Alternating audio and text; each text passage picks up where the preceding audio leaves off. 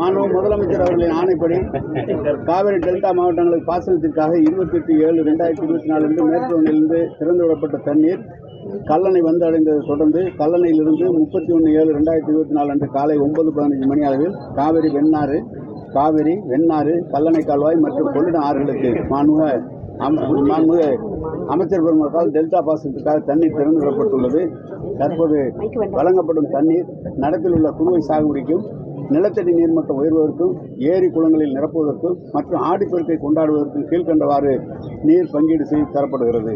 காவிரி 1500 கனஅடி வினாடிக்கு, வெண்ணாறு 1000 கனஅடி வினாடிக்கு, கல்லணை கால்வாய் 500 கனஅடி வினாடிக்கு, கொள்ளிடம் 400 கனஅடி வினாடிக்கு.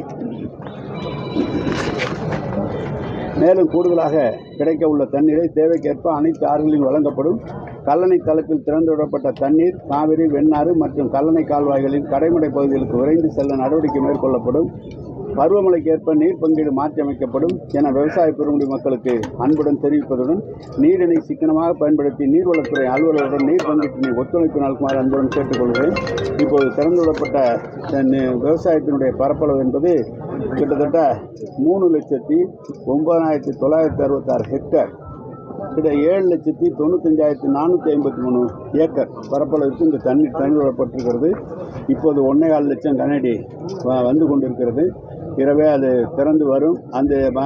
அந்த தண்ணீருக்கு ஏற்ப ஒவ்வொரு கால்வாயிலும் அதிகப்படுத்தி தண்ணீரை திறந்து விடப்படும். ஆனால் இப்போ கர்நாடக முதல்வர் வந்து சித்தராமையா சொல்லியிருக்காரு, நீங்கள் எப்போ தண்ணி திறந்து விட்டாலும் கடலுக்கு தான் கொடுக்குறீங்க. தமிழ்நாட்டில் மேகதாடு அணை கட்டினா மட்டும் தான் அந்த பிரச்சனைக்கு தீர்வுன்னு சொல்கிறாரு. அவர் விருப்பத்தை சொல்கிறார், நம்ம அதை விடமாட்டோம்னு சொல்லிட்டாங்கல்ல. நீங்கள் கேரளாவில் எவ்வளோ தண்ணீர் வந்தாலும் நமக்கு கொடுக்கறத நிறுத்திட்டு அவங்க கடலில் தான் விடுறாங்க, அவங்க வளத்தை பெருக்கிறதுக்கு. அது அவருடைய கவலை இல்லை. எங்களுக்கு கொடுக்க வேண்டிய உரிமையை கேட்குறோம். நீங்கள் இன்னொரு அணையை கட்டக்கூடாதுன்னு முதலமைச்சர் கண்டிப்பாக மத்திய அரசு சொல்லிட்டாங்க. ஒன்றிய அரசும் சொல்லிட்டாங்க, நாங்கள் அனுமதி கொடுக்கலன்னு சொல்லிட்டாங்க. நீ வந்தால் ஏதாவது ஒரு வில்லங்கமான ஒரு கேள்வி கேட்குற, வேற ஏதாவது கேள்வி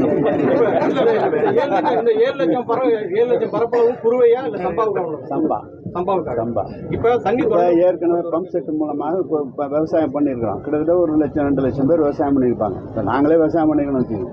இந்த தண்ணி வந்ததுன்னா அந்த குறுவைக்கும் அது பயன்படும், சம்பாவுக்கும் பயன்படும். அதுதான் இப்போ தண்ணி திறந்து விட்டாச்சு. இப்போ குளம் குட்டைகள் வந்து வண்டல் மண் எடுத்துக்கிட்டு இருக்காங்க, அதை வந்து நிறுத்தப்படுமா? ஏன்னா தண்ணியை இல்லை, தண்ணி போனால் ஆகணும். குளங்குட்டைகளுக்கு முதலில் இப்போ திறந்து விடப்பட்டிருக்கிற தண்ணீர் நிலத்தடி நீரை பெருக்குவதை முன்னிட்டு ஒவ்வொரு ஆறிலும் எங்கெங்கு ஏரி இருக்கிறதோ அந்த ஏரிகளுக்கெல்லாம் முதலில் நிரப்ப வேண்டும் என்பதுதான் அரசினுடைய ஆணையை. எனவே தண்ணி எடுக்கிற போது மண் எடுக்கிறார்கள், தண்ணீர் போனால் ஆட்டோமேட்டிக்காக நின்று தான் ஆகணும். இல்லை, அந்த ஒப்பந்தக்காரர்கள் என்ன சொல்றாங்கன்னா தண்ணி வரது வரையும் நிப்பாட்டி வச்சிருக்காங்க. நிப்பாட்டி வச்சிருந்தா நீங்க வந்து வண்டல் மண் வந்து விவசாயிகள் பேர்லாம் எடுத்துட்டு இருக்காங்க. பட் என்னன்னா அது வந்து நீர்நிலை நிரப்புறது தண்ணியை ஃபர்ஸ்ட் இங்க கொடுக்க முடியுமான்னு கேட்குறாங்க. தண்ணி கொடுக்குறாங்க விவசாயிகள் வந்து அதான் கேட்குறாங்க. எல்லா இடத்துக்கும் ஏரிக்கு போயிடும். நீங்க வந்து ஒரு நாள் கூட இது நிற்காது சார். தண்ணியை எப்படி சார் தேக்க முடியும்? தண்ணியை எப்படி தேக்க முடியும்? அது போனால் அது பாட்டுக்கு விறுவிறுன்னு அங்கே பள்ளத்தை நோக்கி ஏரியை நோக்கி தானே போகும். யார் நினைச்சாலும் தேக்க முடியாது. அது நீங்கள் வேற ஒன்றும் இல்லையா?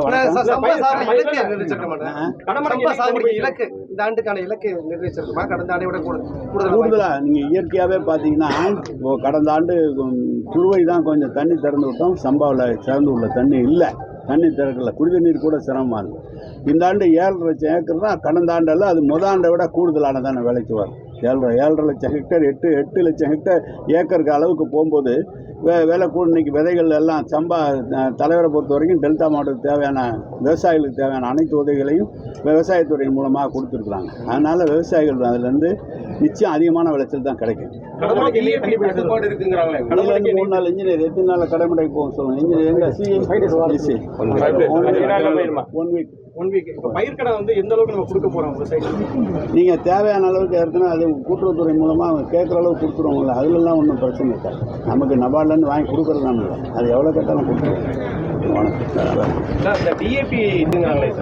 உர தட்டுப்பாடெல்லாம் நீங்கள்